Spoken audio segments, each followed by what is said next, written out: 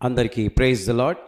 ప్రభునందు ప్రియమైన దేవుని బిడ్డలారా, మీతో తిరిగి కలిసి ఆత్మీయ ఆహారాన్ని పంచడానికి దేవుడు నాకు ఈ అవకాశాన్ని ఇచ్చాడు.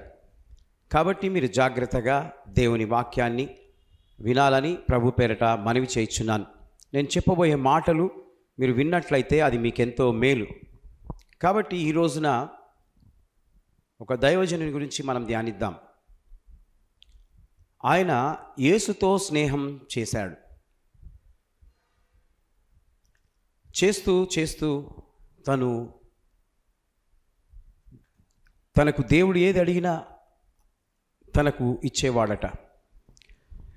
అనగా ఎంత అనుబంధం దేవునితో ఉంటే అలాంటి కార్యాలు జరుగుతాయి. ఈరోజు నీకు ఆ అనుభవం ఉందా? ఒకవేళ అనుభవం లేనట్లయితే ఈ దైవజనుని యొక్క సాక్ష్యం ద్వారా నీవు బలపరచబడాలని ఈ మాటలు తెలియజేస్తున్నాను. కొరియా దేశంలో ఒక వ్యక్తి ఉన్నాడట. ఆయన పేరు పాల్ యాంగిచో. ఆయన దేవునితో గడపడానికి ఒక సమయాన్ని ఏర్పరచుకున్నాడు. ఆ సమయం ఏంటంటే సాయంత్రం 3 గంటలకు. సాయంత్రం 3 గంటలు. ఆ టైంలో తాను ఎక్కడున్నా ప్రార్థన గదికి పరుగెత్తుకొని వచ్చేసేవాడు. ఎవరు ఆపినా, ఎవరు అడ్డగించినా ఆయన మాత్రము ఆ 3 గంటల సమయాన్ని ఉండిపోకుండా తను పరిగెత్తుకొని ఆ యొక్క స్థలానికి వచ్చేవాడు. కాబట్టి ఆ గదిలో తను అనే మాట ఏంటంటే, నా కొరకు దేవుడు ఎదురు చూస్తూ ఉంటాడు. చూడండి, తన విశ్వాసము, తన నమ్మకము. ఆ గదిలో ఆ 3 గంటల సమయంలో ఎవరు ఎదురు చూస్తారట? దేవుడు ఎదురు చూస్తాడట. తనకు ఆ నమ్మకం ఉంది. కాబట్టి తను ఎవరు ఆపినా, ఏ పని ఉన్నా ఆ సమయంలో మాత్రం పెట్టుకోకుండా వచ్చి ఆ గదిలో కూడుకొని దేవునితో ప్రార్థన చేస్తాడు. ఒకరోజు తాను ప్రార్థన గదిలో ఉండగా ఎవరో తలుపు కొడుతూ ఉన్నారట. ఎవరని పాల్ యాంగిచో గారు అడిగితే తన అసిస్టెంట్ బయట నుండి మాట్లాడుతున్నాడు. అయ్యా, ఈ దేశపు ప్రెసిడెంట్ గారు మిమ్మల్ని కలవడానికి వచ్చాడు అని తను బదులిచ్చాడు బయటి నుండి.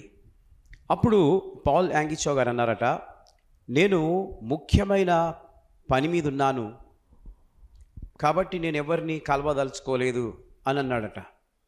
దేవునికి స్తోత్రం. దేవుని బిడ్డలారా, తను ఎంత ధైర్యంగా ప్రధాని వచ్చి తనను కలవడానికి ఇంటికి వస్తే తాను ఎలాంటి ఆన్సర్ ఇస్తున్నాడో చూడండి. దేవునికి స్తోత్రం. ఆ యొక్క ప్రెసిడెంట్ గారు సరే నేను తర్వాత కలుస్తాను వెళ్ళిపోయాడు. దేవునికి మహిమ కలుగును గాక.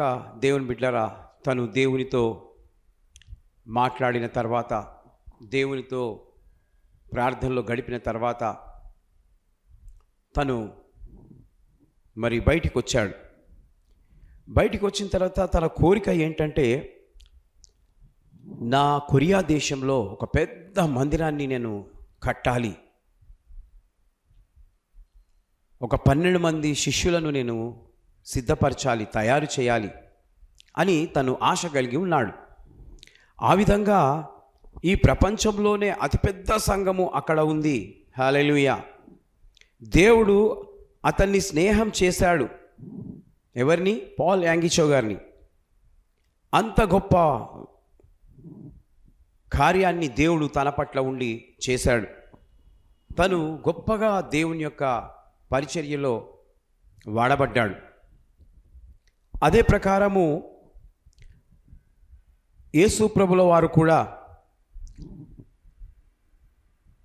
తన శిష్యులైన వారిని ఎంతగానో ప్రేమించాడు, వారితో స్నేహం చేశాడు. తను కూడా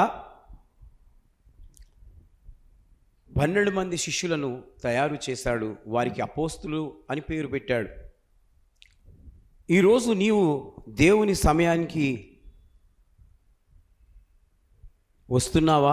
దేవుని మందిరానికి పాల్ యాంగిచో గారు దేవునికి సమయాన్ని ఇచ్చి ఆ సమయంలో ఖచ్చితంగా దేవుని యొక్క గదిలో ఉండి ప్రార్థన చేసేవాడు.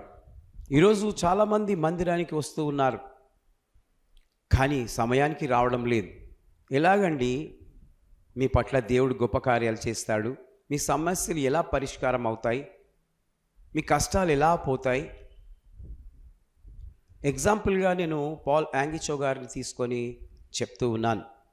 నీవు సమయానికి రా, ఆ సమయంలో ఆశీర్వాదాలు మొదట నీవు పొందుకుంటావు. ఎంత ఆలస్యంగా వస్తే నీకు వచ్చిన ఆశీర్వాదాలను పోడగొట్టుకుంటూ ఉంటావు. కాబట్టి పాల్ యాంగిచో గారు ఎలాంటి సమయాన్ని తాను కేటాయించి ఆ సమయంలో ఎన్ని పనులున్నా అక్కడికి వచ్చి ప్రార్థన చేశాడో అలా మీరు కూడా చేయాలని ఈ మాటలు చెప్తూ ముగిస్తున్నాను. దేవుడి మాటలు దీవించి ఆశీర్వదించును గాక. May God bless you. మా యొక్క చిరునామా దయచేసి మీరు వినాలని ప్రభు పేరట మనవి చేయుచున్నాను. రెవరెండ్ డాక్టర్ ఎం మరిదాస్, ప్రార్థనా వీరుల చర్చ్, ఇంటి నంబర్ 1-7-1002/29, 3వ అంతస్తు, రామ్నగర్, ముషిరాబాద్, హైదరాబాద్ 20, తెలంగాణ. మీ అవసరాల కొరకు ఈ ఫోన్ నంబర్లకి ఫోన్ చేసి ప్రార్థన చేయించుకోవచ్చు. దేవుడు మిమ్మలను మీ కుటుంబాలను దీవించునుగాక. ఆమేన్.